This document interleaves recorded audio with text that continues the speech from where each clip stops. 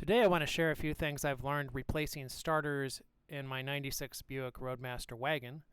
The 94 through 96 Roadmasters, Cadillac Fleetwoods, Chevy Caprices, and Chevy Impalas all came with the LT1 engine, as well as the 92 to 96 Corvette. The starter you hear in this video is the second starter I replaced, and it's the Corvette version. Replacing the starter on these cars is actually pretty basic. There's 2 bolts and some electrical connections, but you definitely want to make sure you've disconnected your car's battery before you do it.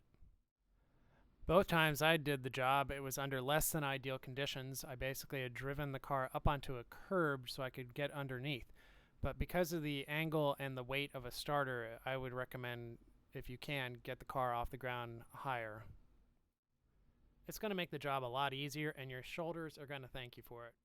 I wanted to try the Corvette version when the first starter went out, but it wasn't available for me, and I needed a starter right away, and I ended up getting a piece of crap Napa starter, which I would not recommend that brand, considering it didn't even last 2 years.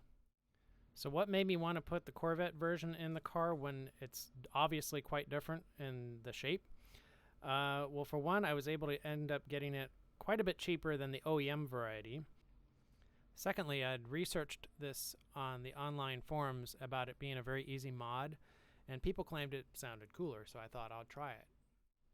Although technically this was supposed to be a simple plug and play, my actual experience in installing it was a little bit challenging because the Vette starter is a bit bulkier, and the side, if you see the bottom bolt hole here, I had a heck of a time getting the bolt to line up properly to thread it into the engine.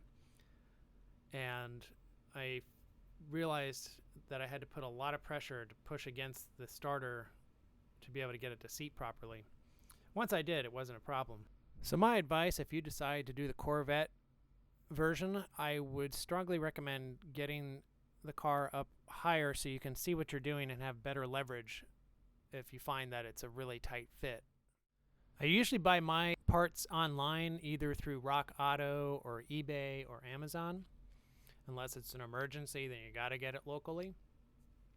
I did put links for both the Corvette and OEM starters to Amazon in the description below. And if you like the video, please like, subscribe, leave a comment. Thanks for watching.